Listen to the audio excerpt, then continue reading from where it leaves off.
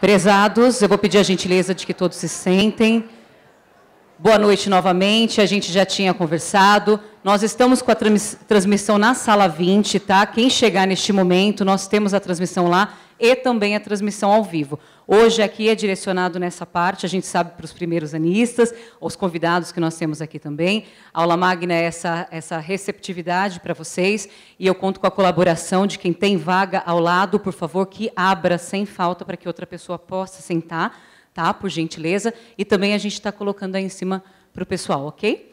Vamos dar início, então, à nossa noite, tá? Eu sou a jornalista Juliana Bontorin, chefe da seção de comunicação social aqui da faculdade, e nós vamos compor uma mesa para a gente começar.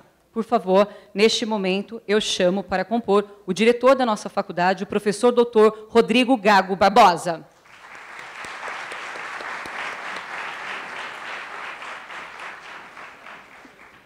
Convido também a coordenadora da graduação da FDSBC, a professora e doutora em Direito Processual Penal, doutora Ana Paula da Fonseca Rodrigues.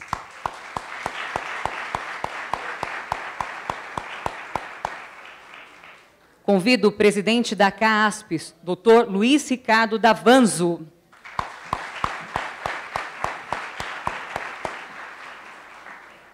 No andamento da composição, convido também o desembargador do Tribunal de Justiça do Estado de São Paulo e decano da nossa faculdade, por favor, doutor Carlos Eduardo Calduro Padim.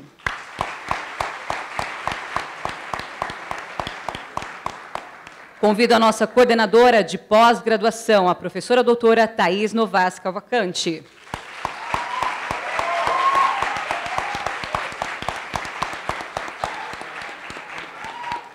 Na composição, presidente da subseção da Ordem dos Advogados também de Santos, Rodrigo Julião.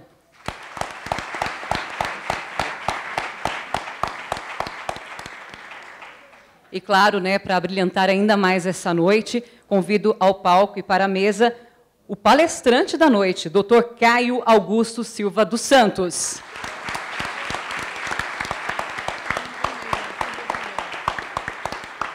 Nós teremos a seguir, e eu peço a posição cívica de vocês, por gentileza, os hinos tanto nacional quanto da cidade de São Bernardo.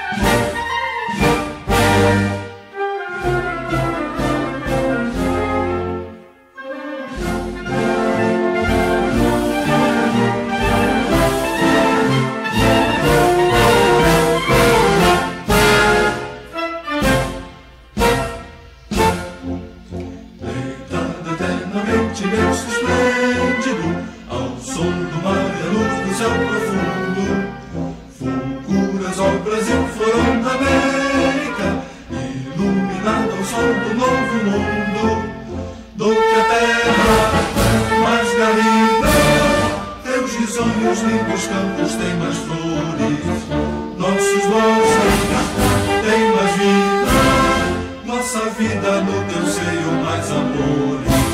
Ó Pátria amada, toda prata, salve, salve, Brasil de amor eterno seja símbolo, por lá para o teus tempos estrelado.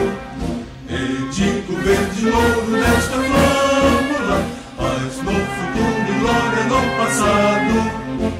Mas serve da justiça calma forte, verás que o filho teu não foge à luta, nem tempo que te adora contra a morte, terra adorada, entre outras mil és por Brasil, ó Pátria amada, dois filhos destes soles para a gente, Pátria amada, Brasil.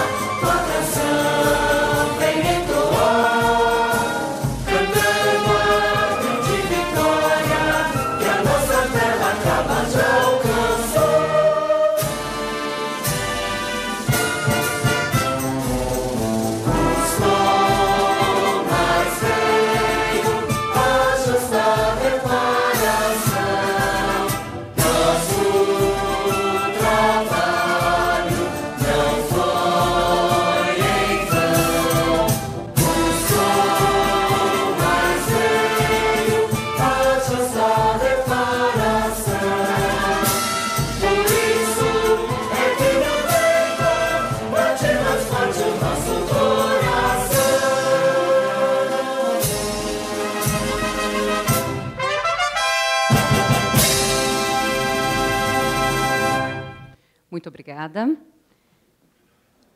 Neste momento, eu passo, então, a palavra para o diretor da Faculdade de Direito de São Bernardo do Campo, doutor e professor Rodrigo Gago Barbosa.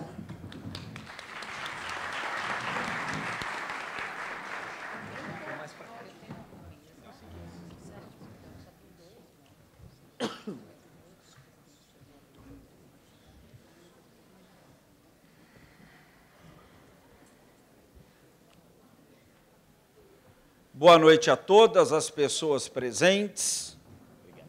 Sejam muito bem-vindas. Quero cumprimentar aqui todos os professores de nossa faculdade, em nome do professor Carlos Eduardo Calduro Padim, nosso decano, desembargador do Tribunal de Justiça do Estado de São Paulo, em nome de quem também cumprimento todas as autoridades presentes. Quero cumprimentar todas as nossas queridas professoras que aqui estão e alunas, em nome da professora Ana Paula, nossa coordenadora de graduação. Quero cumprimentar todas as nossas advogadas, na pessoa da nossa professora Thaís Cavalcante. Cumprimentar todos os nossos colegas, nossos advogados, na pessoa do doutor Rodrigo Julião, que aqui está, presidente da subseção de Santos, um dileto amigo de mais de 30 anos, em nome de quem eu também cumprimento todos os presidentes das subseções aqui presentes, e que se sintam representados nessa mesa, na figura do doutor Rodrigo Julião, que gentilmente atendeu o nosso convite mais por prestígio do Dr. Caio do que nosso, e que deixou a Baixada Santista, que está sofrendo com as fortes chuvas, para aqui conosco estar. Quero cumprimentar todos os presentes também, na pessoa do Dr. Luiz Ricardo Vasques Davanzo, presidente da CAASP, ex-presidente da subseção de São Bernardo. Vejo aqui também o Dr. Leandro Pitino, ex-presidente da subseção de São Bernardo, que me acompanhou nesse honroso convite feito ao Dr. Caio para essa aula inaugural, para essa aula magna. Cumprimentar aqui o Dr. Marcos Moreira, que foi secretário de Assuntos Jurídicos aqui de São Bernardo, Dr. Bertanha, que é titular do TED, todos os nossos professores, todos os conselheiros de ordem, todas as conselheiras, todos os presentes. E quero cumprimentar também o pessoal administrativo da faculdade, um pessoal dedicado, comprometido, que aqui está propiciando esse evento, com um ambiente organizado, desde a elaboração de faixas, de cartazes, do som. É um trabalho incansável da comunicação, um trabalho incansável do TI. É um funcionalismo público que funciona, que é competente e que deve ser valorizado. Esse é o bom funcionalismo público que merecidamente teve uma reorganização no seu plano de carreira aqui da faculdade nessa gestão. E quero saudar o nosso palestrante, que nos honra muito com a sua presença. É a figura maior da advocacia do Estado de São Paulo. Não é por outra razão que a gente percebe esse anfiteatro lotado, Dr. Caio. Mais do que isso, há salas de retransmissão e essa sua palestra será exibida pela internet. Então, os alunos que aqui estão são alunos, em especial ou majoritariamente, alunos de primeiro ano, e que entram na faculdade com o sonho da atividade profissional, e que vem na sua figura um exemplo a ser seguido. Dr. Caio, eu tive a oportunidade de trato pessoal em uma ocasião, e de extrema simpatia, de extrema elegância, e que nos orgulha na liderança da Ordem dos Advogados do Brasil. Nós vivemos um tempo em que a Ordem dos Advogados é fundamental para garantir esse ambiente democrático. E nós, em São Paulo, estamos bastante seguros com a sua gestão, com a sua liderança. Quero cumprimentar todos os alunos, alunas. Quero dizer que a mim orgulha ver essa casa lotada, com tanto ex-alunos aqui, Dr. Davanzo, Dr. Pitino, Dr. João Paulo, vários conselheiros, vários advogados que aqui se formaram e que reforçam a marca da Direito São Bernardo. Uma faculdade que, em 6 edições do selo OAB Recomenda, Dr. Caio, tem 6 selos. Nós somos uma academia e nós nos alicerçamos nesses profissionais, em vocês que hoje estão e naqueles que por aqui passaram, mas que continuam a manter conosco laços de extremo carinho, de extremo amor. Lembro aqui também do Dr. Luiz Ribeiro, presidente da nossa subseção, formado na nossa casa, é um prazer recebê-lo, é assíduo, veio aqui na abertura, na recepção de calouros. Me perdoem se deixei de lembrar, mas todos aqui são muito bem-vindos, em especial vocês, alunos. Vocês são o futuro da nossa faculdade. O comprometimento de vocês trará uma faculdade de direito cada vez mais longeva. São 55 anos de uma trajetória irreparável, da formação de inúmeros profissionais que hoje abrilhantam o nome da nossa instituição. Então, uma boa palestra a todos. Dr. Caio, meu muito obrigado em nome da nossa faculdade, pela sua presença, pela gentileza, pela presteza de aqui estar, e eu tenho certeza que nós inauguraremos com essa palestra um ano extremamente profícuo. Essa é a aula de abertura, é a aula inaugural, e nós temos o prestígio de ter aqui a figura mais importante, ou maior liderança da advocacia paulista. Uma boa noite a todos.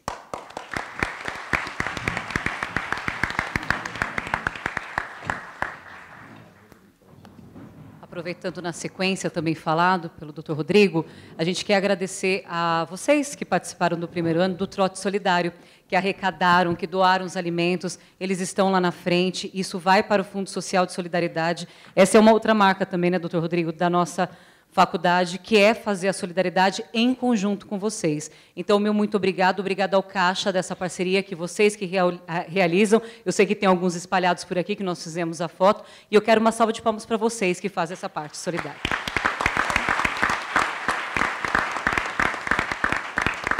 E também para dar umas boas-vindas às mulheres, né? Afinal, é o nosso mês também, né? A gente valoriza isso. Todo mundo tem uma mulher na vida, isso a gente sempre fala, né? Eu convido para suas palavras a coordenadora de graduação da nossa faculdade, a doutora Ana Paula da Fonseca.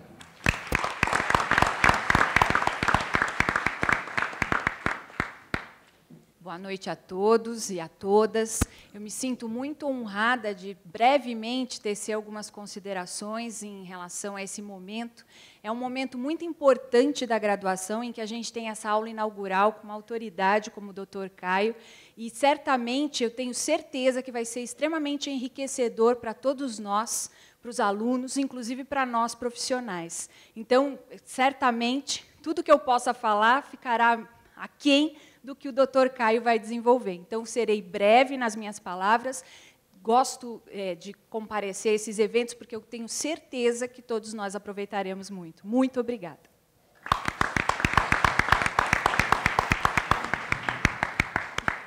Muito obrigada, doutora Ana Paula. E agora, gente, para uma leitura também do nosso currículo, do palestrante, e também receber vocês, eu convido ele, que é desembargador do tribunal, e também nosso decano aqui da faculdade, para que venha aqui nesse púlpito, Dr. Carlos Eduardo Calduro Padim.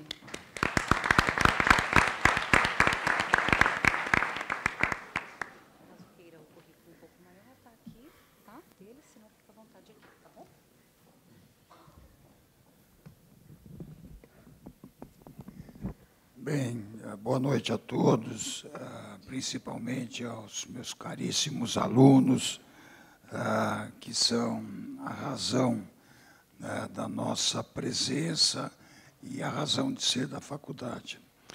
Eu queria cumprimentar o nosso diretor, o Dr. Rodrigo, por essas iniciativas e pelas escolhas das pessoas que aqui ele convida e traz para proveito de vocês, não só proveito, mas para que vocês tenham também uma visualização da real gama de possibilidades que essa faculdade pode trazer para vocês, da real gama das possibilidades que vocês podem conseguir e da razão pela qual vocês têm que se dedicar exatamente para poder chegar nesses lugares ou chegar nesses patamares que vocês querem, que vocês imaginam e que vocês visualizam através do corpo docente da nossa faculdade, dos ex-alunos da faculdade que até hoje aqui estão presentes e dos palestrantes que vêm aqui com renome, dando a vocês a oportunidade de vocês se despertarem neles a própria vocação, a própria visualização. Eu queria agradecer a professora Ana Paula, que é a nossa coordenadora, Queria dizer que o doutor Caio Augusto é um advogado experimentado, advogado de sucesso, é professor de Direito Civil, professor de Direito Processual, é mestre em Direito, é uma pessoa que tem uma larga trajetória de sucesso na advocacia e que vocês terão oportunidade de verificar. E também vocês poderão ver o quanto vocês podem desenvolver no trato do relacionamento e da cintura que vocês devem ter como futuros advogados que vocês imaginam. Eu tive oportunidade, nas primeiras aulas que dei aos meus alunos, não sei se todos estão aqui ou alguns deles, né? Eu faço muita pergunta, há muita interlocução, né? E eu esclareço, e eu digo, olha, tem duas coisas chatas que eu faço que eu acho que são produtivas. Primeiro, fazer a prova escrita, né? Porque o advogado que não sabe escrever na cara, como é que faz? É a única ferramenta que ele tem, é a escrita, né? Se não souber escrever, está frito, não sabe como fazer. E também forçar, ter desenvoltura, procurar se expressar, procurar ter posição, procurar, vocês diriam, se situar e fazer os outros se situarem também.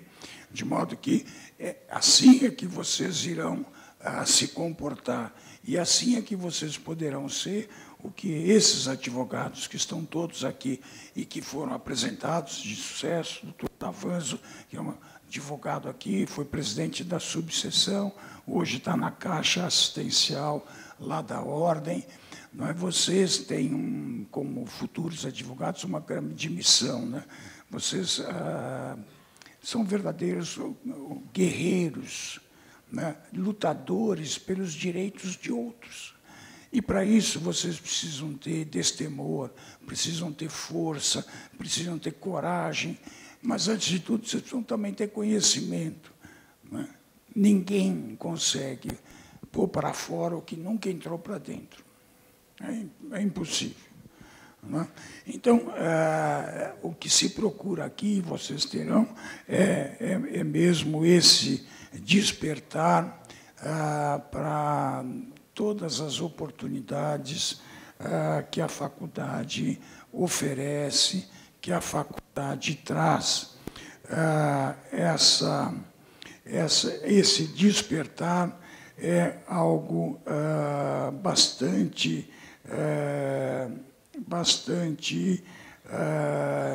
necessário. Eu não vou tomar mais o tempo na apresentação, fiquei muito feliz com esse convite de um advogado experimentado, um advogado político, um advogado que tem visão de classe, um advogado que lidera a sua classe, um advogado que exerce essa condução, ou seja, que vem aqui transmitir para vocês, através de um assunto específico, que é recursos no Código de Processo, mas eu tenho certeza que vocês terão uma fala bastante abrangente e que vai atingir os objetivos não só da direção, mas como a razão pela qual essa sala está cheia, e essa sala está com bastante, eu poderia dizer até avidez, né, de poder absorver esses conhecimentos acumulados durante todo o tempo. Eu, então, quero que vocês recebam o Dr. Caio e tenho a mesma expectativa, que é a minha certeza, de que será uma palestra de bastante proveito para todos nós. Então, é um prazer, Caio, tê-lo aqui. Seja muito bem-vindo. Não sei se eu convido para começar ou se eu fico quieto, mas seja muito bem-vindo.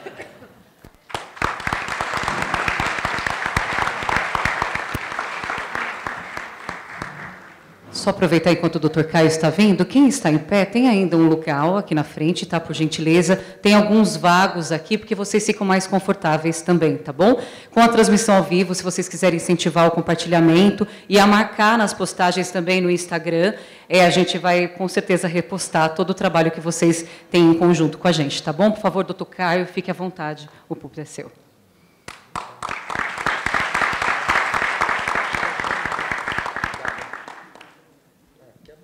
Eu não, vamos quebrar? Posso quebrar? É assim, né? Não tem uma vez que eu passo sem quebrar. Por favor, gente, o presidente da CAASP, do Luiz Ricardo Davanzo, que é nosso aluno e sempre será, por favor, venha ao palco também, por gentileza, aqui no púlpito.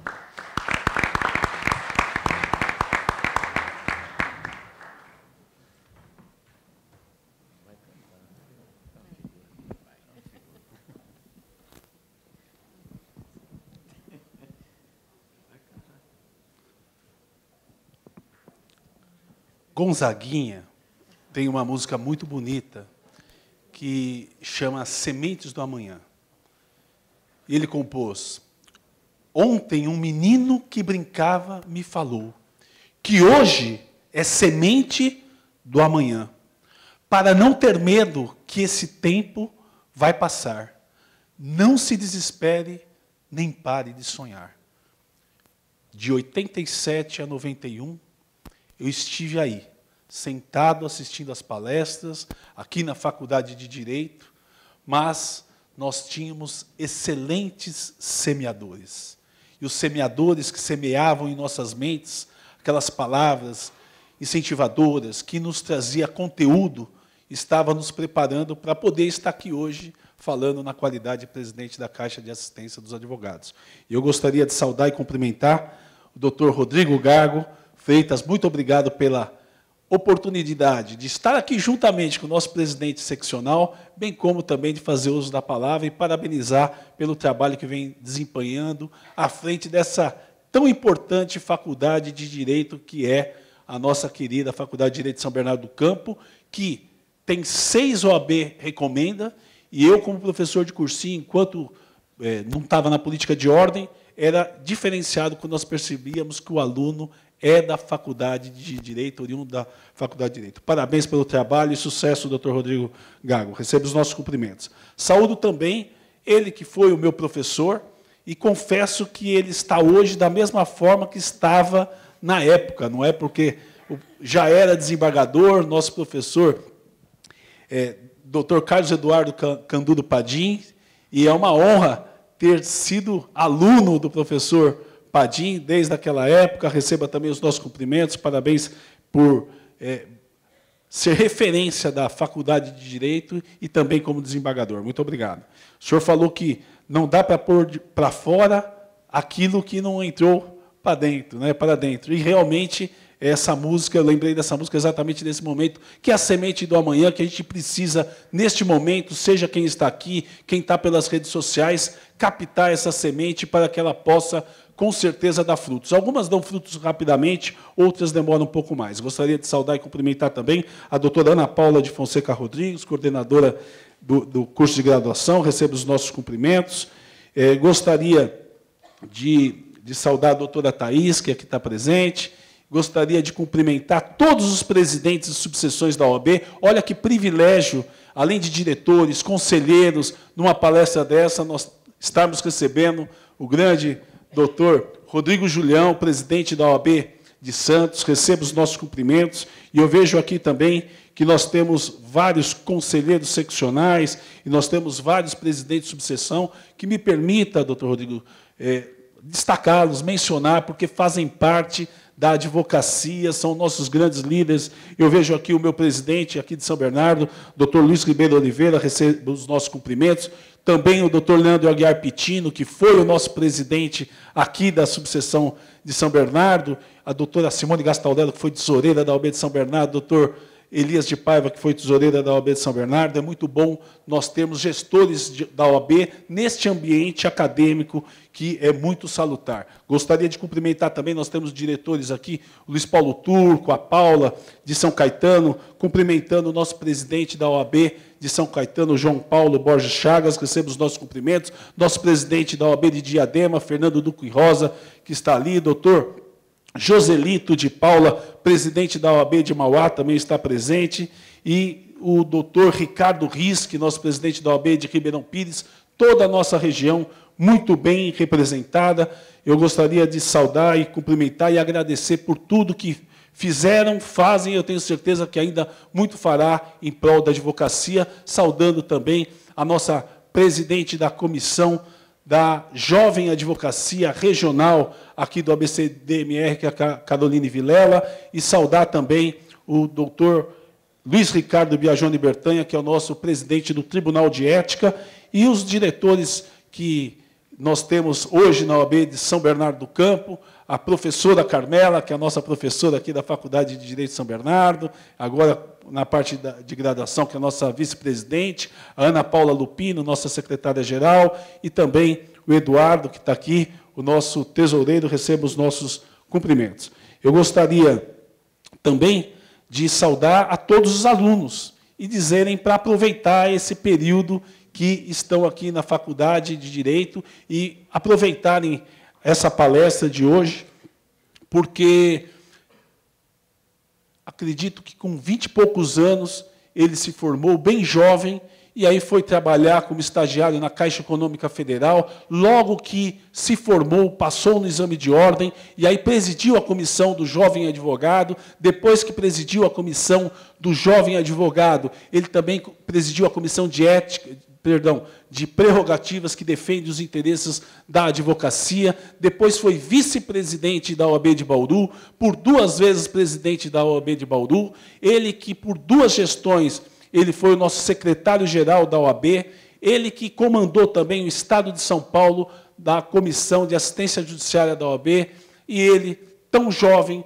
mas tão talentoso, um professor, e como foi destacado aqui, a maior liderança da advocacia do Estado de São Paulo, mas podem escrever, em breve será a maior liderança da advocacia do Brasil, que eu tenho certeza que, pelo talento, pelo trabalho que ele tem desenvolvido, será o nosso presidente da OAB Nacional, a quem, afinal de contas, é a ele que nós estamos aqui hoje para ouvi-los, mas eu gostaria de saudar essa pessoa juntamente com todo o seu conselho seccional. Um evento aqui muito bem prestigiado. Nós estamos aqui também recebendo o doutor Rubens Rocha Pires, que é o nosso conselheiro seccional, doutor Odilon Luiz de Oliveira Júnior, que também se formou aqui na Faculdade de Direito de São Bernardo, doutor Marcos Antônio Assunção Cabelo, também se formou aqui na Faculdade de Direito de São Bernardo, doutora Rosineide Martins Lisboa Molitor, também nossa conselheira seccional, a doutora Marie-Claire Librão Fidomonzo, também nossa conselheira seccional, a doutora Rosângela Ferreira da Silva,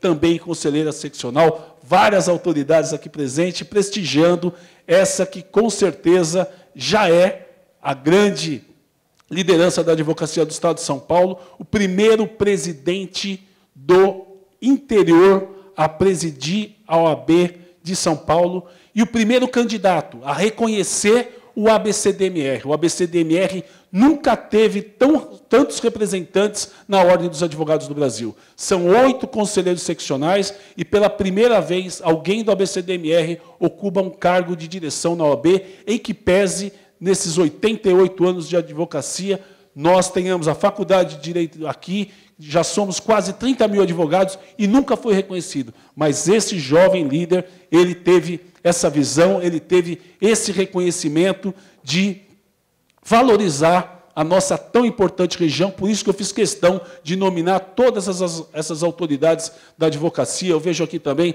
o nosso secretário de Assuntos Jurídicos e Gestão Anterior, doutor Marcos Moreira, receba também os nossos cumprimentos, e ele que colocou o portal da transparência no ar da OAB no primeiro mês de gestão, ele que, juntamente com esse conselho que nós mencionamos, não vai cobrar mais das sociedades de advogados, a partir desse ano já não está sendo mais cobrado de sociedade de advogados, ele que fez com que os recém-ingressos dos quadros da Ordem dos Advogados do Brasil não tenham que pagar a Escola Superior da Advocacia, ele que conseguiu, nessa gestão, ter a maior representatividade feminina de toda a história, e é a ele que eu gostaria que fosse dada uma efusiva salva de palmas, e para ele que eu gostaria de passar a palavra, o nosso grande presidente, o grande líder, doutor Caio Augusto Silva dos Santos.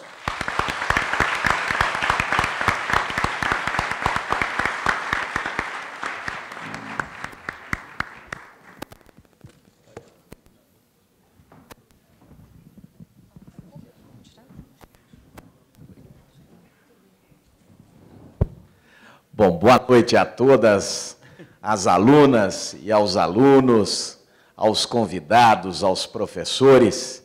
Eu quero me permitir, antes de falarmos propriamente sobre o tema da nossa conversa de hoje, agradecer aos dirigentes desta importante faculdade de Direito, não só do Estado de São Paulo, mas de todo o Brasil. De ter 6 versões do selo OAB Recomenda, não é para qualquer universidade, para qualquer faculdade, e, sem dúvida alguma, a Faculdade de Direito de São Bernardo do Campo tem sido uma referência em todo o país no que diz respeito ao trato do ensino jurídico neste país. Quero, portanto, cumprimentar este querido amigo, Rodrigo Gago, nosso diretor da Faculdade de Direito de São Bernardo do Campo. Estendeu os cumprimentos também, Rodrigo, à doutora Ana Paula Rodrigues, nossa coordenadora da graduação em Direito. Cumprimentar também a doutora Thaís, a nossa coordenadora da pós-graduação desta instituição de ensino. E também quero cumprimentar o sempre presidente do Tribunal Regional Eleitoral, nosso desembargador do Tribunal de Justiça do Estado de São Paulo, Dr. Carlos Caduro Padim, pessoa com quem tivemos a grata satisfação também de conviver enquanto ele conduziu a missão de conduzir os desígnios do nosso Tribunal Regional Eleitoral. E, em nome destes dirigentes, eu quero agradecer, em nome da advocacia, da nossa seccional da OAB São Paulo, a gentileza do convite, a gentileza da oportunidade de estarmos juntos hoje conversando sobre um tema jurídico, sim, mas de termos a oportunidade também de falar um pouco da advocacia.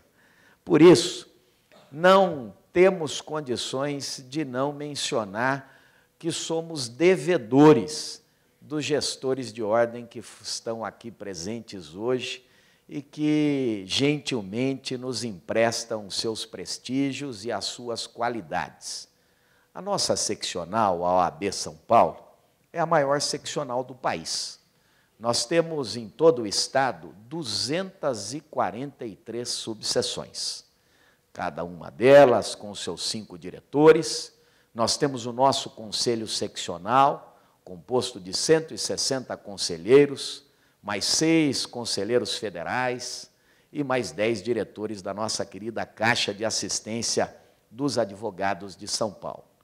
Um verdadeiro exército para, acima de tudo, não só dar suporte ao exercício profissional da advocacia, mas, acima de tudo, para cumprir uma missão constitucional, que é a missão prevista no artigo 133 da nossa lei maior, a dizer que o advogado é indispensável à administração da justiça, mas o é por uma única razão, porque nós, advogados, temos um munus público a exercer, um pesaroso munus público, que nos tira do conforto do muro para dele descer e estarmos ao lado da maior autoridade de todas em um Estado democrático de direito, que é o cidadão. Não importa o momento de dificuldade que ele esteja a vivenciar.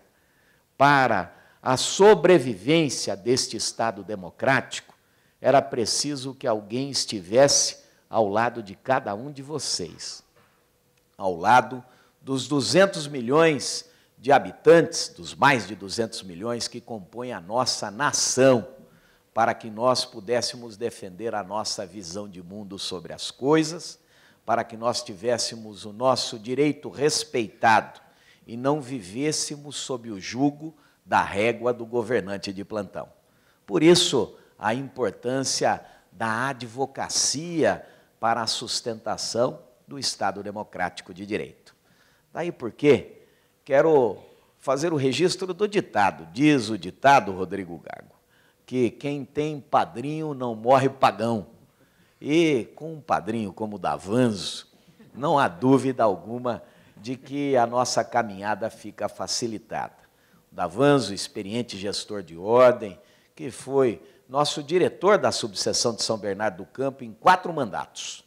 ele esteve à frente da tesouraria, da vice-presidência e da presidência por 2 mandatos, e hoje nos empresta a sua qualidade para esse braço assistencial e de suporte à advocacia aos mais de 400 mil advogados do Estado de São Paulo, que é a Caixa de Assistência dos Advogados de São Paulo, com toda a sua diretoria e os seus outros 9 diretores. Portanto, Davanzo, parabenizo pelo trabalho que o amigo tem desenvolvido. Mas quero também dizer que a origem de todas as conquistas, elas não caem do céu e tampouco brotam sozinhas da terra. Elas precisam ser compartilhadas. Por isso, é importante o reconhecimento daqueles que batalham todos os dias aonde vivemos. São as 243 subseções, os nossos conselheiros seccionais, dirigentes de ordem espalhados em todo o Estado, que fizeram com que a nossa instituição fosse considerada, em pesquisa recente, levada adiante por órgãos da magistratura e do Ministério Público, como a instituição mais respeitada da nossa nação. Isso nos traz um grande orgulho, mas, acima de tudo, nos traz uma responsabilidade, a responsabilidade de cumprirmos o nosso papel, de defendermos as bandeiras de cidadania. Por isso, quero cumprimentar os nossos presidentes de subseção. Cumprimento inicialmente o querido Luiz Ribeiro, nosso atual presidente da subseção de São Bernardo do Campo, estendendo os cumprimentos aos seus diretores que aqui estão, a querida professora Carmela, nossa vice-presidente da subseção, também cumprimentar a Ana Paula Lupino, nossa secretária-geral, e o Eduardo, o nosso tesoureiro. E estender os cumprimentos ao querido Leandro Pitino, nosso ex e mais sempre presidente também desta importante subseção do Estado de São Paulo, com quem tivemos a oportunidade também de conviver enquanto dirigentes de subseção que fomos em uma data anterior. E quero também fazer um cumprimento especial aos nossos demais presidentes que aqui estão. Cumprimento Fernando, nosso querido presidente da subseção de Diadema, estendendo os cumprimentos, Fernando, à querida Rosângela, nossa conselheira seccional, força viva também das mulheres no âmbito do nosso conselho seccional, cumprimentar querido Joselito, nosso presidente da subseção de Mauá, cumprimentar também Ricardo Risque, nosso presidente da subseção de Ribeirão Pires, cumprimentar o João Paulo, que está lá ao fundo, nosso presidente da subseção de São Caetano do Sul, estendendo os cumprimentos ao seu vice-presidente, Luiz Paulo Turco, e também a sua tesoureira, a querida Paula, que também está aqui conosco, e estendendo os cumprimentos a esta amiga de muitas atividades junto à ordem, que é a querida Rosineide, nossa conselheira seccional. E também quero me permitir cumprimentar os demais conselheiros seccionais que aqui estão conosco. Cumprimento Marcos Cabelo, o Odilon, Rubens Rocha Pires, todos colegas que nos auxiliam e muito nas atividades do Conselho Seccional. Quero cumprimentar a querida Marie Claire, nossa conselheira seccional também, muito ativa nas atividades da Ordem dos Advogados do Brasil. Cumprimentar o Herédia, nosso integrante do Conselho de Prerrogativas. Cumprimentar a Carolina Vilela, nossa coordenadora regional, também da Jovem Advocacia de todo o grande ABCDMR. Cumprimentar a Rosirene, nossa vice-presidente também da coordenadoria das mulheres, da mulher advogada no âmbito dessa grande região do Estado de São Paulo, para, em nome de todos esses nominados amigos, dizer que sou devedor de cada um de vocês. As conquistas que alcançamos se deram por conta da nossa união.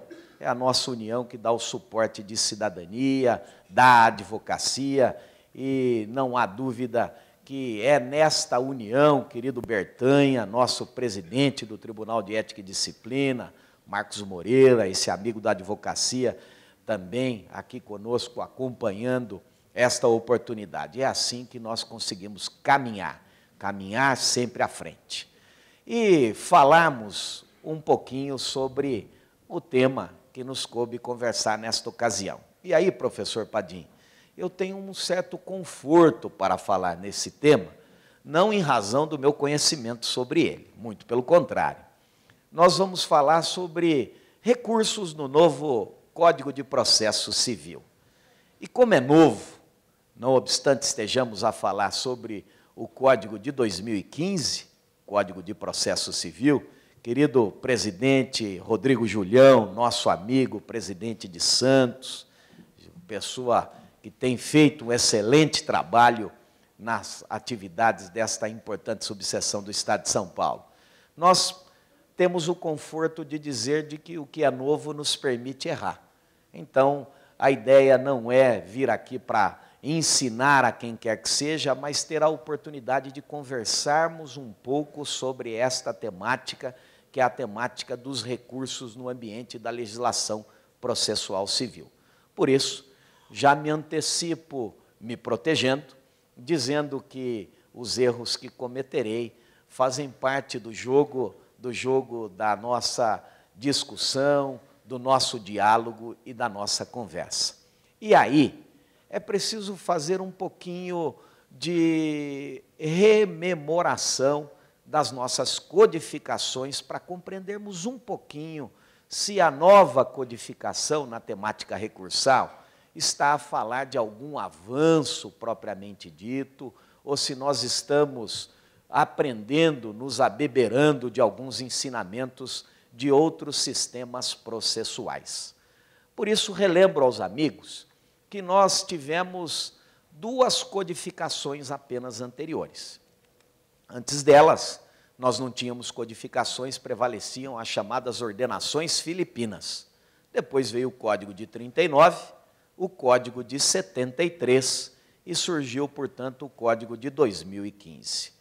O que nos interessa nessa parte introdutória é compreender um pouco as teorias que balizaram a ordenação de 39 e de 73, para depois verificar se essas teorias foram mantidas ou foram mescladas.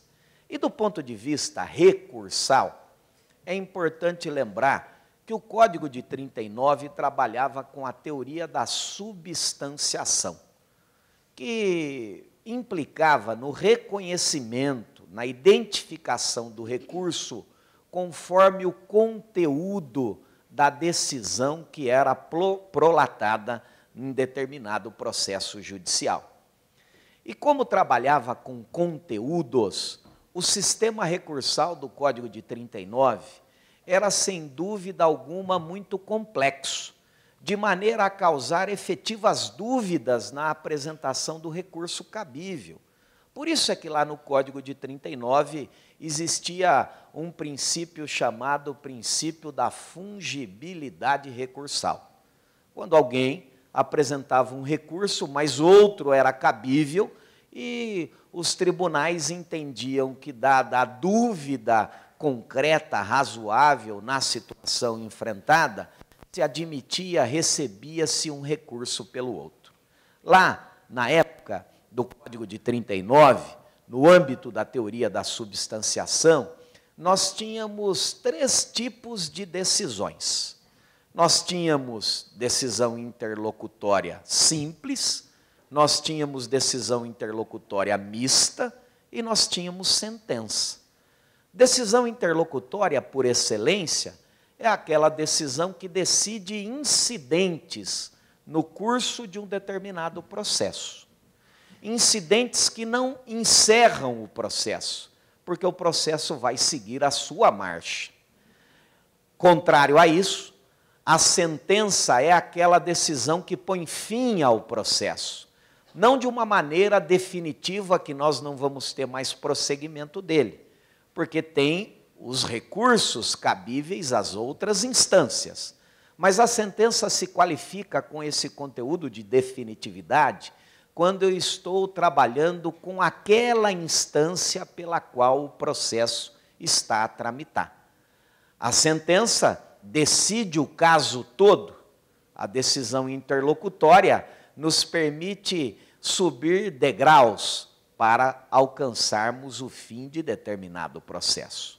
No Código de 39, como existiam decisões interlocutórias, cujo conteúdo poderia ser conteúdo de sentença, e aí eu queria que nós observássemos muito a importância de compreendermos os conceitos. Os conceitos, às vezes, são muito maçantes, mas quem compreende o conceito, ele consegue identificar todas as situações concretas para caminhar de uma maneira à frente sempre. E nós, no ambiente processual, temos aquilo que chamamos cúmulos de ações. O que é cúmulo de ação? Cumular ação. Nós temos cúmulo objetivo ou cúmulo subjetivo. Cúmulo subjetivo, litisconsórcio. 2 autores, 2 réus, 2 autores, 1 réu, não há problema. Cúmulo objetivo, objeto, o que se pede? Numa determinada ação judicial, nós também cumulamos pedidos. Nós fazemos pedidos de dano material, dano moral, pensionamento, a série de pedidos possíveis em uma demanda judicial. A rigor, nós poderíamos fazer o desmembramento desse tipo de ação. Eu poderia entrar com uma ação onde eu fizesse apenas o pedido de dano material, depois eu me recordo que eu esqueci de fazer o pedido de dano moral, nada me impediria de propor uma nova ação, colocando o pedido de dano moral. Ocorre que, para facilitar todo esse processamento, é permitido cumular ações, cumular objetos, como também cumular sujeitos. Por isso é que lá no Código de 39, nós tínhamos determinadas decisões que eram tidas como conteúdo de sentença. A decisão que vinha e reconhecia que uma parte era ilegítima, ela tem conteúdo de sentença. Em relação àquela ação cumulada, em relação a uma determinada pessoa, aquela ação terminaria ali naquele momento. Só que a outra prosseguiria. Por isso é que o Código de 39 trabalhava com essas interlocutórias, chamando essas decisões de interlocutórias mistas. E em relação às interlocutórias mistas surgia toda uma dúvida sobre a apresentação de apelação, sobre a apresentação do agravo. Veio o Código de 73, se afastando da teoria da substanciação, conteúdo do ato decisório, encampou a nominada teoria finalística. E essa teoria finalística ela veio para simplificar o aspecto recursal. Para efeito de recurso, interessava a finalidade daquela decisão judicial. Por isso, as interlocutórias que eram divididas em interlocutória simples e interlocutória mista, passaram a ser tidas apenas como decisões interlocutórias. Se era algo que decidia uma questão, mas o processo ainda tinha curso perante aquela instância, não importava o conteúdo daquela decisão. Se decidiu uma das ações cumuladas ou não, o recurso cabível era o agravo de instrumento. Se a decisão era a decisão que acabava com o caso naquela instância, o recurso efetivamente cabível era a apelação cabível contra a sentença. Observem, portanto, que de uma maneira muito rápida, nós conseguimos identificar um pouquinho, do ponto de vista conceitual, que nós tivemos 2 codificações, sob o aspecto recursal, uma trabalhando com a teoria da substanciação, entendendo o conteúdo do ato decisório, e outra trabalhando com a teoria finalística, para simplificar o âmbito recursal. O que nos interessa agora é ver o que fez o Código de 2015. O que o Código de 2015 pretendeu fazer nesta seara, no âmbito dos recursos cabíveis. Por isso é sempre importante ter um conhecimento geral, os senhores que se apresentam como técnicos em direito, que vão se formar para exercer esta atividade. Nós precisamos ter experiências de várias localidades para compreendermos como é que está funcionando um sistema processual em um determinado tipo de justiça especializada, de direito especializado, para nós conseguirmos trabalhar um pouquinho com isso. E não há dúvida que o Código de 2015 aprendeu um pouco com o processo do trabalho. Por que o Código de 2015 aprendeu um pouco com o processo do trabalho? Talvez nem todos tenham conhecimento, mas o processo trabalhista, e eu não atuo na área trabalhista, mas fui obrigado a aprender um pouco, já que nós estamos no ambiente do processo civil, nós tivemos uma tentativa do legislador de ganhar tempo no ambiente processual. Por que de ganhar tempo no ambiente processual? São pesquisas claras, até do Conselho Nacional de Justiça. Os processos mais rápidos e mais céleres é no ambiente da Justiça do Trabalho. Depois vem a Justiça Estadual e depois vem a Justiça Federal, na questão temporal da tramitação das ações. E alguém foi lá para tentar ver o que será que existe no processo trabalhista que permite com que o processo ande de uma forma mais rápida e nós tenhamos um encurtamento do tempo para que o cidadão possa alcançar o bem da vida que ele pretende. Lá no âmbito do direito do trabalho, no processo trabalhista, nós não temos recursos em relação a questões incidentais. As questões decididas no curso do processo não têm recurso. Só tem recurso quanto da decisão definitiva. Não tem agravo de instrumento propriamente no âmbito trabalhista. As questões de sequência processual, elas vão ser reapreciadas todas, possivelmente, na decisão definitiva da sentença. E nós não temos freios para o andamento processual. Vamos exemplificar isso para compreender. Nós costumamos dizer, e é importante que os amigos já corrijam esta falsa impressão, de achar que quem ganha processo é quem conta a história bonita. É uma das maiores mentiras que se pode processar. Ganha o processo, não quem conta a história bonita. Ganha o processo quem prova a história contada. Por isso é que muitas vezes a coletividade endereça críticas ao Poder Judiciário, não compreendendo o desfecho que foi dado a uma causa, porque a história foi muito bonita, a história contada. Mas ao final do curso do processo, tudo aquilo que foi dito não teve respaldo na prova, então não pode ser acolhido. Observem, portanto, que o caderno processual, o processo, essa conquista civilizatória da humanidade, que traz pacificação social, trabalha com reproduções de fatos, com prova. E ao encaminhar estas questões, o Poder Judiciário precisa tomar decisões. Indefiro esta prova, indefiro a perícia, indefiro a oitiva desta testemunha. Todas essas questões são questões incidentais. E cada oportunidade que nós tínhamos no âmbito do processo civil, como regra geral, a possibilidade de cabimento do recurso para a instância superior, nós tínhamos, às vezes, a parada da marcha processual. Agora parou. O tribunal suspende, não segue o processo. Nós vamos decidir se a prova é lícita ou não. Nós vamos decidir se vai ouvir ou não determinada testemunha. E o processo não andava. Não são só esses incidentes, muitos outros, mas normalmente ligados ao contexto probatório. No processo trabalhista, tudo isso, quando das decisões, não tem recurso direto para a instância superior.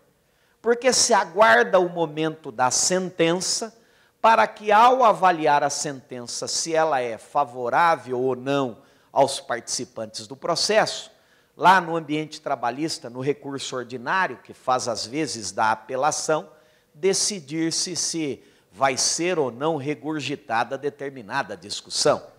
Porque pode ser que aquele sujeito que teve a prova indeferida, aquele sujeito que teve a negativa da oitiva de uma testemunha, a negativa de uma perícia, pode ser que ele tenha sido vitorioso na ação. E se ele foi vitorioso na ação, não tem interesse recursal propriamente de forma imediata.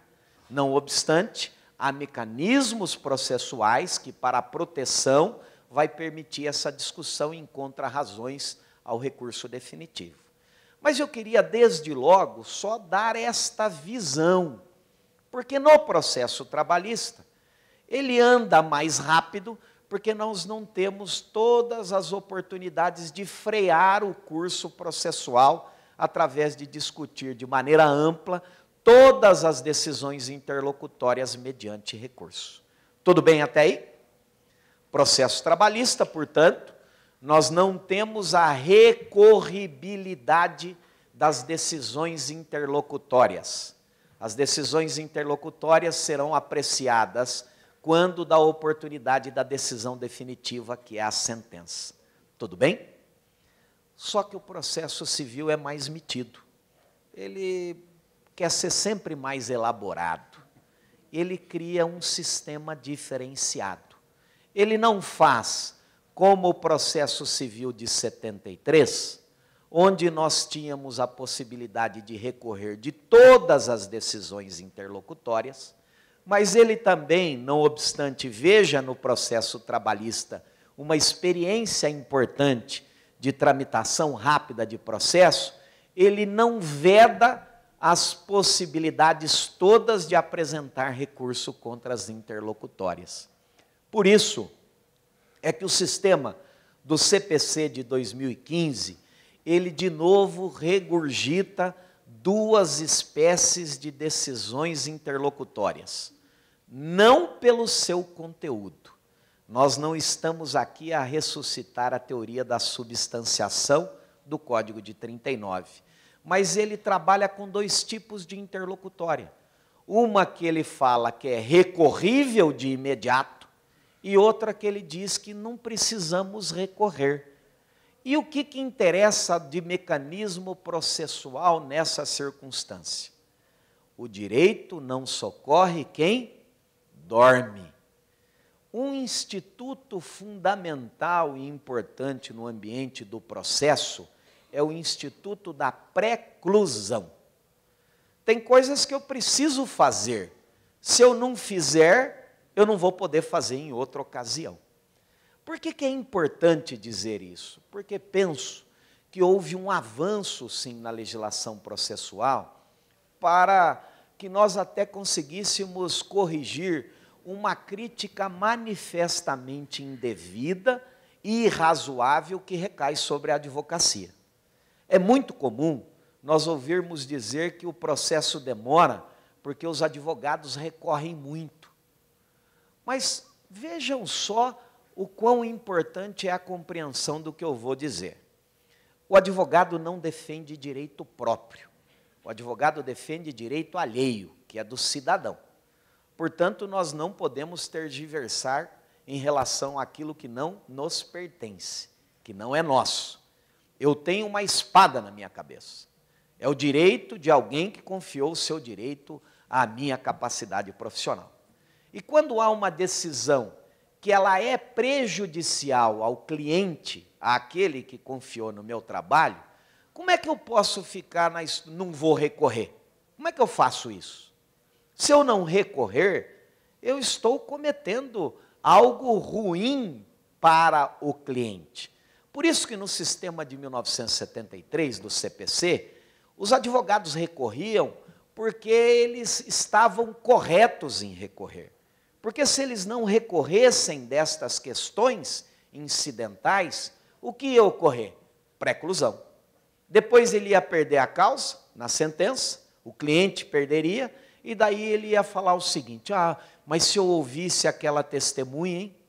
Se fosse considerado o depoimento daquela testemunha, Mas ele não apresentou recurso, aí não dá mais. O direito não socorre quem dorme. Por isso é que o Código de 2015, ele facilita um pouco a possibilidade desta escolha. Porque o Código de 2015, ele passa a fazer a previsão, numerus clausus, previsões expressas das hipóteses de cabimento de agravo de instrumento contra decisões interlocutórias. Por isso é que o Código de 79, ele trabalha com uma premissa de que casos previstos expressamente na lei são interlocutórias, que se eu não recorrer, sobre elas vai ocorrer o instituto da preclusão. Sobre esse tipo de decisão interlocutória, eu tenho que apresentar recurso desde logo.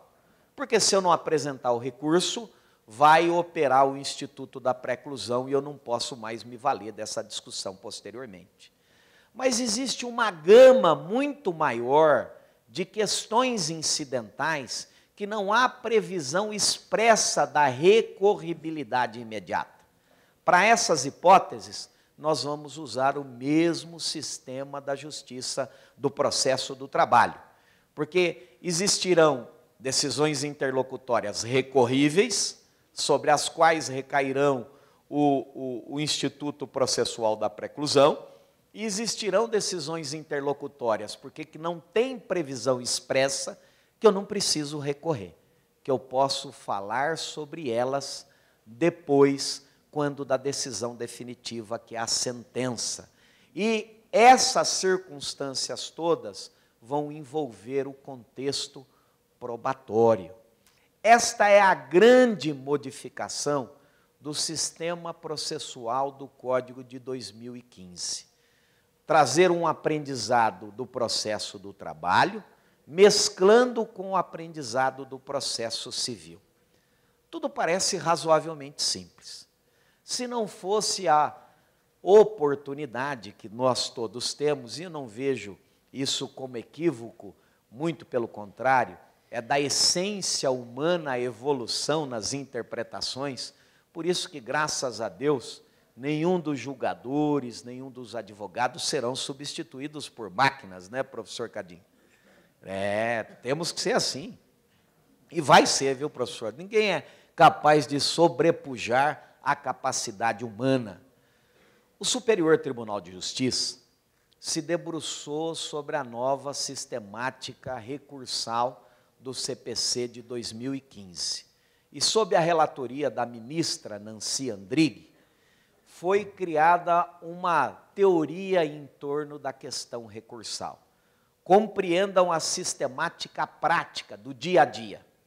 Existem decisões interlocutórias, como, por exemplo, a questão que envolve discussão sobre competência. O que é competência no âmbito do processo?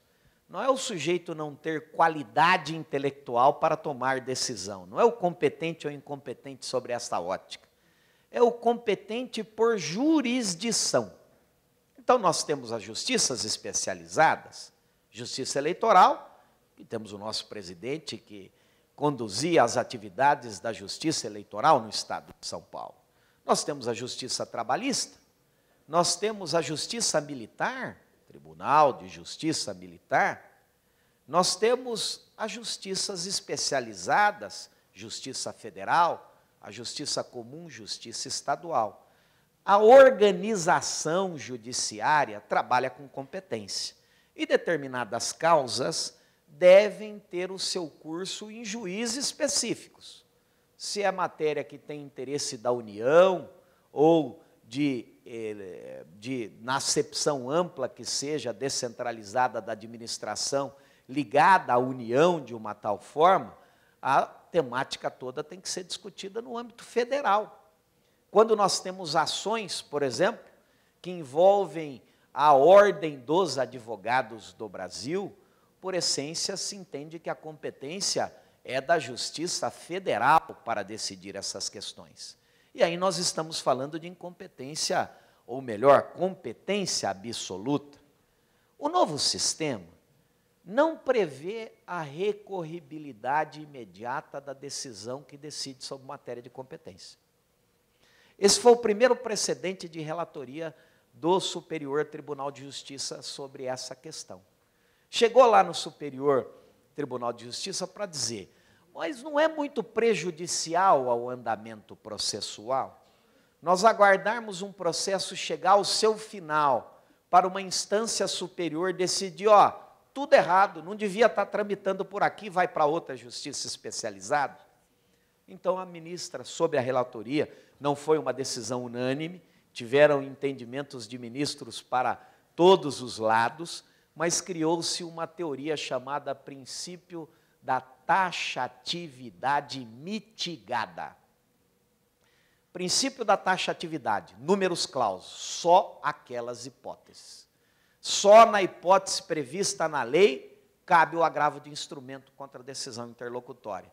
Significa dizer que a recomendação da lei é não se admite o recurso de agravo de instrumento em outras hipóteses. Nós sabemos que no âmbito recursal há 2 passos a serem dados: conhecimento e provimento. O que é conhecer? Poder analisar. O que é prover, conceder, desprover, afastar?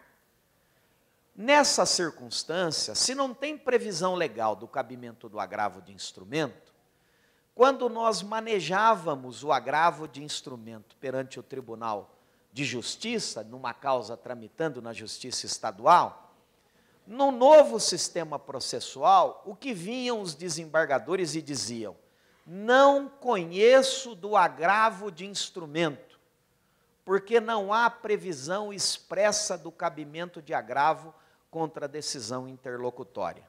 O que ele falava? Não vou nem apreciar. Volta para a origem, esse tema, portanto, não transita em julgado, não tem sobre ele preclusão, e na oportunidade da sentença vai ser discutido em apelação ou em contrarrazões. Tudo bem? Tudo na vida é experiência. E tudo na vida também é expertise. No âmbito trabalhista, como não tem o agravo de instrumento, quando nós nos deparamos com situações de decisões, de questões que são urgentes e que demandam a apreciação imediata do tribunal, geralmente não tem recurso, mas tem uma ação respectiva. É apresentado mandado de segurança. Então, observem que o mandado de segurança, quando não tem recurso, também é levado lá ao Tribunal Trabalhista, Tribunal Regional do Trabalho, às vezes para discutir questões que envolviam o campo da prova. Só que há uma diferença. Falar que alguém tem direito líquido e certo não é o mesmo que falar que alguém tem razão e um recurso. Ter direito líquido e certo demanda uma segurança muito maior, a amplitude é muito maior. Só para entendermos essa experiência, para chegarmos no princípio criado da taxatividade mitigada. Quando chegava no Tribunal de Justiça, e o desembargador relator, ele dizia, não cabe o agravo de instrumento, porque eu não conheço, não tem a previsão legal. Muitos começaram a manejar mandado de segurança, a exemplo do que ocorria na Justiça do Trabalho.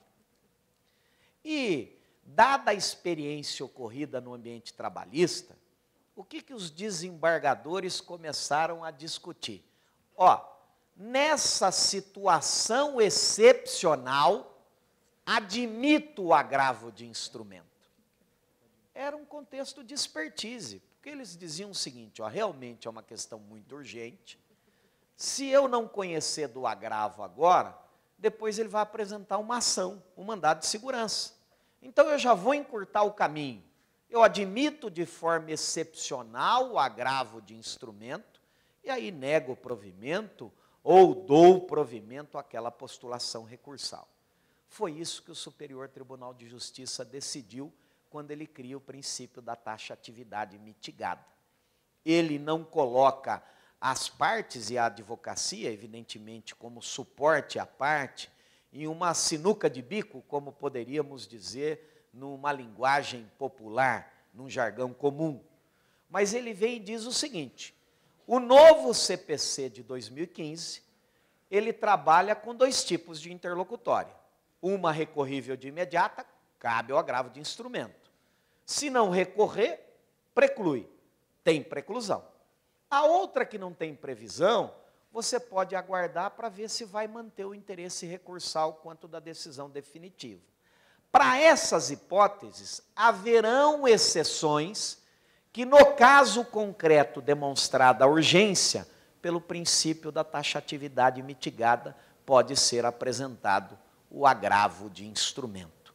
E aí, ao longo do tempo, nós fomos tendo uma série de hipóteses excepcionais, também admitindo o agravo de instrumento. Olha só que interessante. Código de 39, 2 tipos de interlocutória.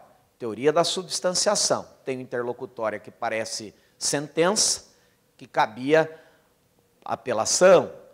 Nós tínhamos interlocutória simples, que era interlocutória mesmo, que cabia de essência o agravo. No de 73 acabou isso, só tem sentença ou decisão interlocutória. Da interlocutória cabe o agravo, da sentença cabe a apelação.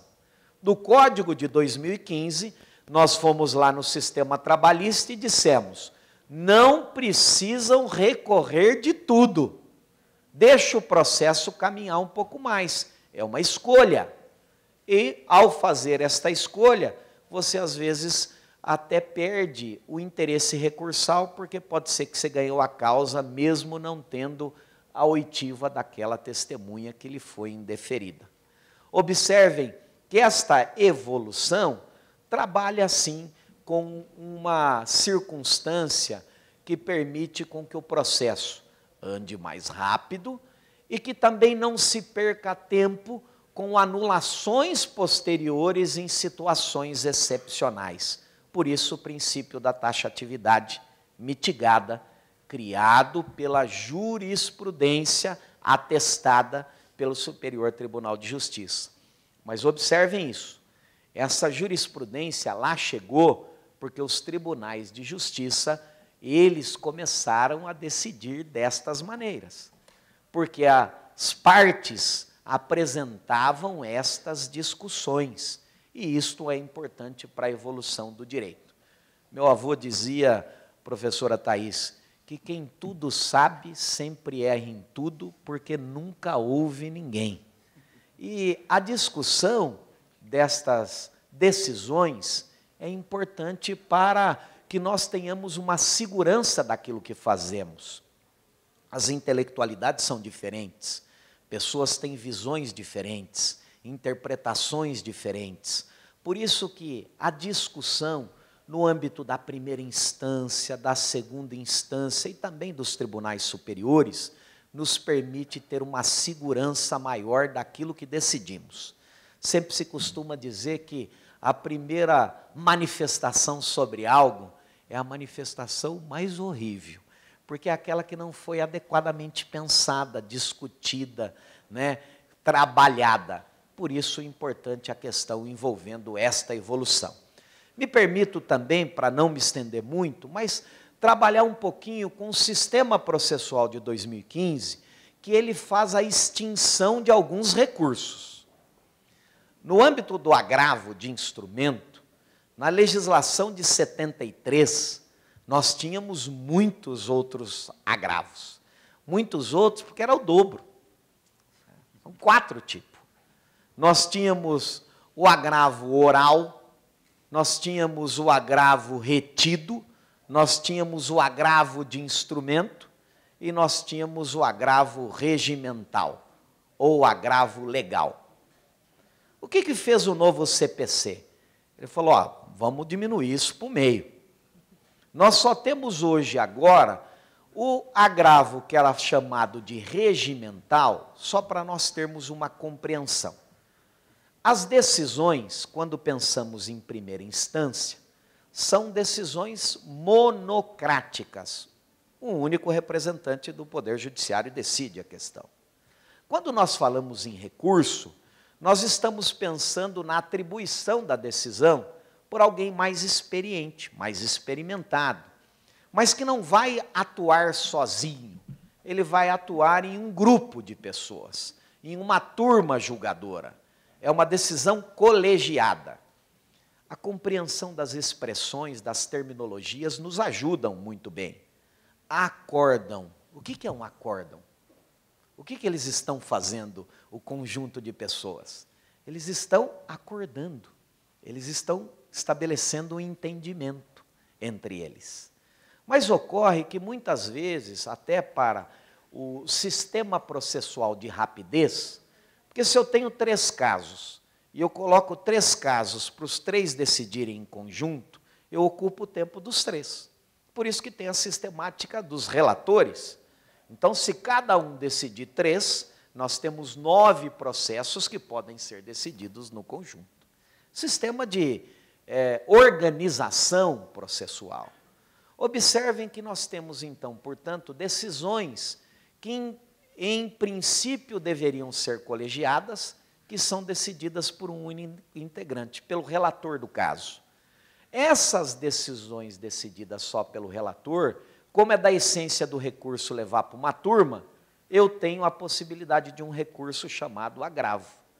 No CPC de 2015, nós tínhamos a identificação desse recurso sob 2 nomes. Ou era agravo legal ou era agravo regimental. Por que agravo legal? Porque a lei falava que cabia agravo, mas não falava qual agravo era. Então é o agravo da lei, agravo legal. E os regimentos internos dos tribunais previam as mesmas hipóteses. Regimento interno, agravo regimental. Esse recurso, ele foi mantido no CPC de 2015, com outro nome. Agravo interno é o nome deste recurso. Por que interno? Internamente, no âmbito do órgão julgador do tribunal respectivo. O agravo de instrumento foi mantido. Nós tínhamos na legislação de 73, está previsto na legislação de 2015. Mas nós não temos mais o agravo oral e tampouco o agravo retido. Qual era a diferença disto? O agravo retido era um que eu marcava aquela questão processual para analisar depois, no momento do julgamento da apelação, se eu tinha verdadeiro interesse sobre ele. Então, nós apresentávamos um recurso que ficava marcado dentro do processo, para ser decidido posteriormente pela superior instância. E o agravo oral era a hipótese do dinamismo de uma audiência, onde tinha que ser apresentado na hora.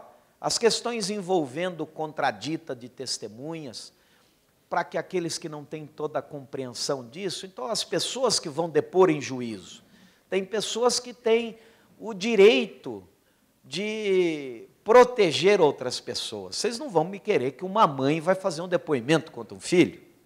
Então, o que faz a lei? Não, vamos perdoar a mãe, nós não vamos nem deixar ela depor, fazer esse depoimento, nós vamos afastar esse tipo de depoimento.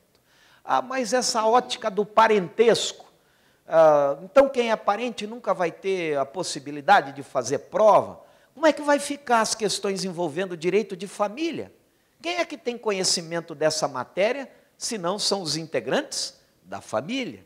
Por isso que são determinados detalhes que cada caso concreto permite ao julgador ouvir como informante, que é considerar o que falou não com a mesma força de um depoimento isento.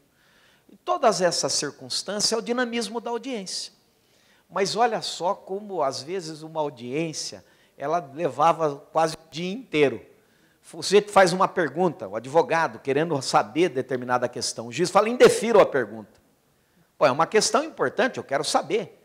Então, está indeferido, é uma decisão interlocutória.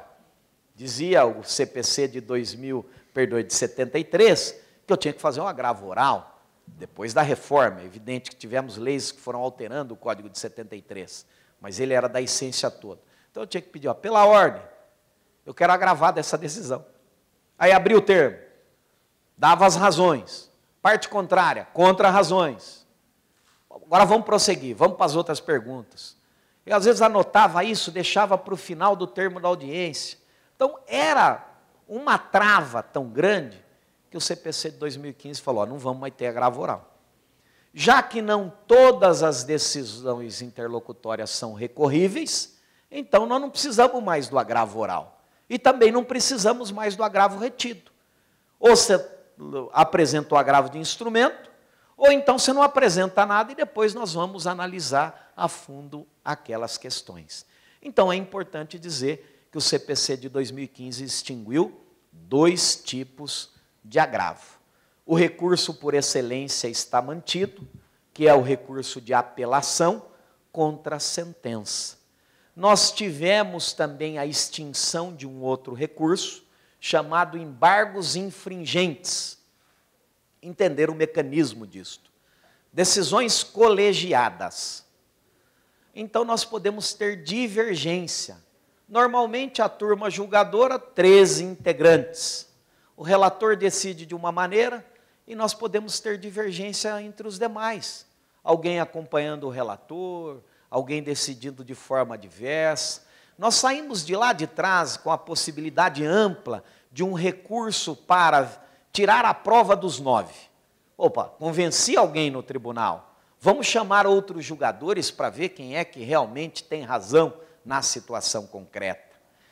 Nós saímos de um momento onde qualquer divergência cabia o embargos infringentes, para já no Código de 73, com algumas reformas, entender que só cabia o embargos infringentes quando a divergência era contrária ao que decidiu-se na sentença. Mas chegamos ao novo CPC, que me parece ser algo mais adequado, onde nós não temos mais o recurso de embargos infringentes. Nós temos o que é chamado de técnica de extensão obrigatória do julgamento. Quando há divergência, e são questões ligadas ao mérito, tem agravo que decide questões de mérito da causa, e tem a apelação que sempre vai falar sobre o mérito do que está sendo decidido. Se tiver divergência, é competência do próprio órgão julgador do tribunal, o seu presidente. O que ele faz? Ele convoca automaticamente 2 outros integrantes daquela Câmara julgadora para que eles, então, venham a tirar a prova dos 9. Mas observem que o embargos infringentes não existe mais. Existe a substituição pela técnica de extensão de julgamento. O recurso é voluntário. Essa técnica, ela é obrigatória e deve ser estendida. Se não for observada no caso concreto, é evidente que cabe discussões recursais nesse contexto. Mas o comando da norma, a exegese normativa do dispositivo correspondente, ela é endereçada para o julgador, para o judiciário, então levar adiante. Observo também, apenas para trazermos à mente, que foram mantidos os embargos de declaração, com alguns detalhes importantes. Antigamente havia uma discussão teórica, conceitual, de que os embargos de declaração só poderiam ser manejados contra acórdão ou sentença, não contra decisão interlocutória, pela dicção legal do dispositivo, à época do artigo 535 do CPC de 73. Hoje a terminologia do 1022 é decisão. Então, corrige-se todas aquelas discussões. E mais outras questões também que houveram algumas incursões diferenciadas, mas o recurso de embargos de declaração está mantido no ordenamento processual com essas correções. Nós tivemos a manutenção também, que continua previsto no CPC de 2015, recurso ordinário, situações muito excepcionais quando temos discussões entre organismos internacionais, notadamente, e temos também a manutenção do recurso especial e do recurso extraordinário. Uma ponderação importante sobre essa questão que envolve os recursos é a questão do chamado, dos 2 degraus que nós temos que vencer, conhecimento e provimento. Então, nós temos o chamado juízo de admissibilidade. O novo CPC não deixa mais a primeira instância fazer juízo de admissibilidade de recurso. Atribui o juízo de admissibilidade ao tribunal, porque nós tínhamos antes 2 juízos de admissibilidade. Apresenta a apelação. Nós tínhamos que verificar se a apelação está no prazo, se ela é tempestiva. Nós tínhamos que verificar se foram pagas as custas para a tramitação processual, se tinha preparo. Se não tinha, o recurso era julgado deserto. A primeira instância, quando não via o recolhimento de custo ou estava fora do prazo, ela dizia, não admito. Ela fazia um primeiro juízo de admissibilidade. Tinha um recurso contra isso, era o agravo de instrumento. Para diminuir esta discussão recursal, até em razão, e eu penso que isso teve uma influência significativa da realidade do processo eletrônico, que nós não temos mais remessa para cima e para baixo de tudo, então nós temos que só o tribunal, a quem se endereça o recurso, é que cabe fazer o juízo de admissibilidade. Então nós não temos mais 2 juízos de admissibilidade, um da instância recorrida e outro para a instância recorrente, onde eu quero que seja analisado. Exceção feita, por isso que eu rememorei isso, a questão envolvendo os recursos endereçados aos tribunais superiores. O recurso especial e o extraordinário, especial endereçado ao Superior Tribunal de Justiça, extraordinário endereçado ao Supremo Tribunal Federal.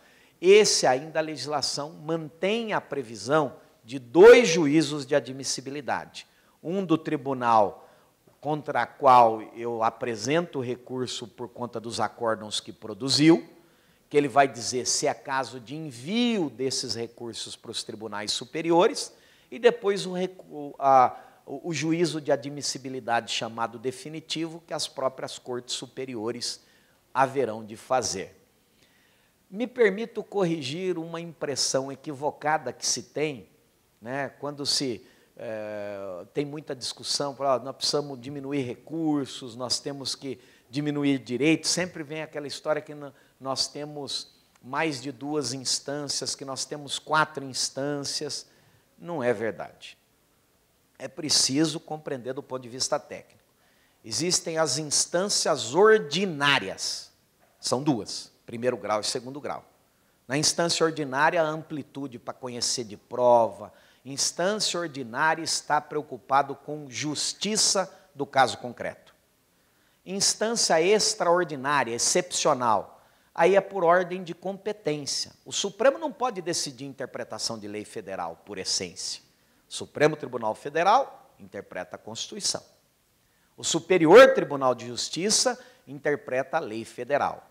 Porque no nosso país nós não temos codificações estaduais propriamente. Nós temos uma unidade do direito federal. Então nós temos um Código de Processo Civil, um Código Civil, um Código Penal, um Código de Processo Penal. Por isso existem as cortes para unificar o entendimento. Não pode a Bahia decidir diferente do que está em São Paulo, porque a lei é para o país inteiro. É óbvio que nós vamos encontrar interpretações diferentes.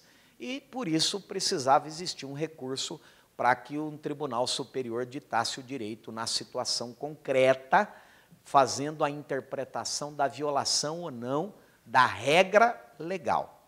Então, os recursos que sobem para os tribunais superiores não são outras instâncias propriamente, são circunstâncias que levam à interpretação da lei. Por isto, da lei ou da Constituição, por isso tem um mecanismo que os recursos, os 2, têm que ser apresentados juntos na mesma ocasião. Apelei, teve decisão da apelação, o acórdão. Se eu vou recorrer daquele acórdão porque entendi que o Tribunal de Justiça violou uma lei federal ou violou uma regra da Constituição, não dá para eu fazer um para depois, se não der certo, fazer o outro. Eu apresento os 2 recursos conjuntamente. Um para discutir lei federal e outro para discutir Constituição. Os 2 recursos podem ser admitidos ou não. Se não forem admitidos, tem um outro recurso para levar obrigatoriamente para o Tribunal Superior, chamado agravo em recurso especial ou agravo em recurso extraordinário. Primeiro, por conta de sistemática processual, se processa o recurso especial para depois da solução fazer o processamento propriamente do recurso extraordinário. Por arremate, o outro recurso da legislação processual civil, que foi mantido, tinha em 73 e foi mantido agora, é o chamado embargos de divergência. Embargos infringentes, não tem mais, técnica de extensão do julgamento. Embargos de divergência. Os tribunais superiores, eles são compostos por turmas, e às vezes as turmas decidem questões de maneira diferente. Por isso, precisava ter um recurso interno na ambiência de um tribunal superior para permitir com que nós tivéssemos uma palavra final do tribunal superior sobre aquela matéria. 3 últimas coisas. A nova legislação processual trabalha com prazos de recursos e prazos em geral em dias úteis, não mais contando o início ou o término apenas no dia útil. Isso é muito importante para a segurança jurídica de todos. Nós sofremos muitas críticas dizendo que isso ia implicar num aumento propriamente do processo, mas com todo o respeito àqueles que sustentaram isso, o que faz com que o processo demore é o volume de trabalho e o número reduzido de pessoas que trabalham no contexto processual, dentre eles também o julgador, que é um volume muito grande, mas não são a contagem de dias úteis ou não. Não dá para você considerar, notadamente em se falando de prazos próprios. O prazo impróprio é aquele que não tem efeito processual. Tem previsões para que o juiz decida questões liminares, dê sentença, mas são prazos impróprios. Se não cumpridos, não geram consequência dentro do processo. Prazo próprio acarreta perda de direitos. Eu tenho prazo, em essência, de 15 dias para apelar, de 15 dias para recorrer. Se eu não recorrer, vai transitar em julgado. Se eu não contestei, eu sou revel. Então, tem consequências. Por isso, a contagem de prazos em dias úteis é fundamental por um princípio de segurança para nós conseguirmos enfrentar todas essas circunstâncias. Tivemos alguma alteração no âmbito do preparo da apelação, dando uma chance para recolher posterior, com uma penalidade. No âmbito da legislação pretérita, da legislação de 73, se não recolhesse as custas para preparar a apelação, para preparar o agravo, nós não vamos ter propriamente outra oportunidade. O que existia era a discussão sobre o recolhimento do valor correto ou não. Às vezes precisava recolher 100, o sujeito ia lá e recolhia 90. Então se entendia o seguinte, tem o direito de complementar. A lei fazia a previsão do direito de complementar. Mas entendam as expressões. Se era para recolher 100, recolheu 90, tem direito de complementar. Se era para recolher 100, recolheu 10, então não recolheu nada. Essa era a jurisprudência dos tribunais. Então, você não recolheu nada. A legislação só assegurava o direito de complementar. Hoje, a nova legislação, preocupada com o direito de ter o seu recurso devidamente apreciado, ela dá uma chance de recolhimento posterior. Você pode não recolher nada e apresentar o recurso. Mesmo assim, você tem o direito de recolher posterior com a pena processual de recolher em dobro. Isso é importante muito.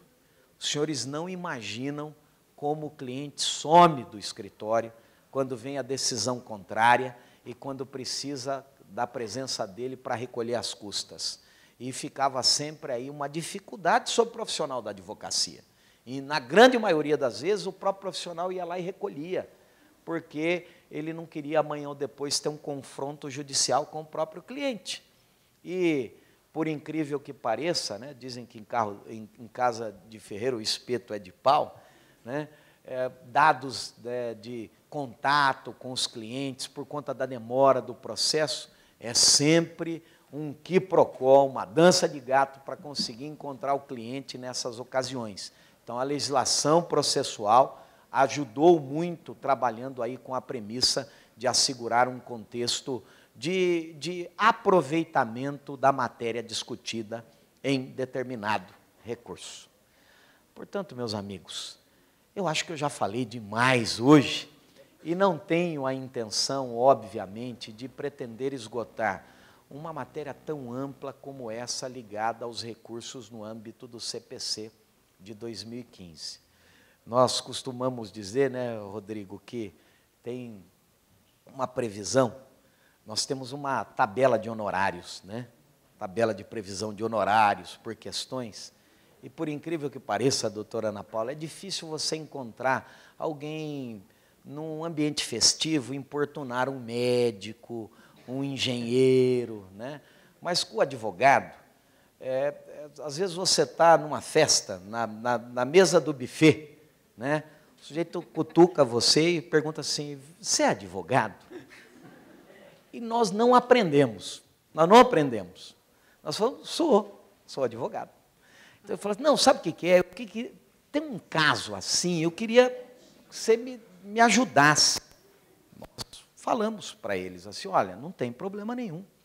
Eu vou deixar aqui o meu cartão, o senhor vai amanhã no escritório e nós vamos conversar sobre essa questão. Aí ele pergunta assim, mas o senhor vai cobrar consulta? Eu falo, vou cobrar consulta. Não, mas eu não queria uma consulta, eu queria só um parpite. É assim que funciona.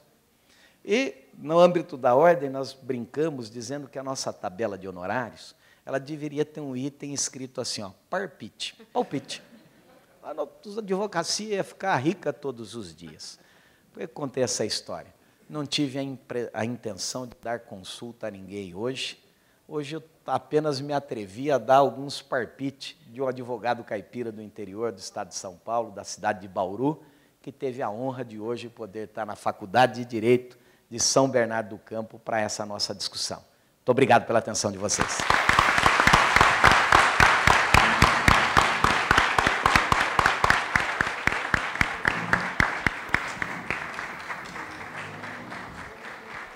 Doutor Caio, muito obrigada pela participação. Nesse momento, Rodrigo, vem à frente, por gentileza, para entregar o certificado para uma foto. Posicionamento dos fotógrafos. Primeira foto da entrega do certificado, por gentileza. Pode ficar aqui, um pouquinho mais. Isso, para pegar a aula magna lá ao fundo. Aí mesmo, por gentileza. Depois uma foto com a mesa, tá bom?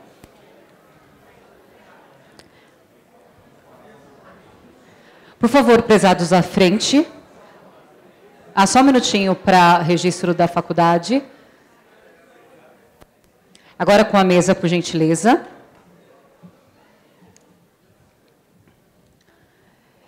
Gente, muito obrigada a todos que participaram. A aula foi feita para vocês. Mais uma salva de palmas para todo mundo que está aqui. Excelente aula, excelente faculdade para todos. Muito obrigada pela presença das autoridades também. Muito obrigada.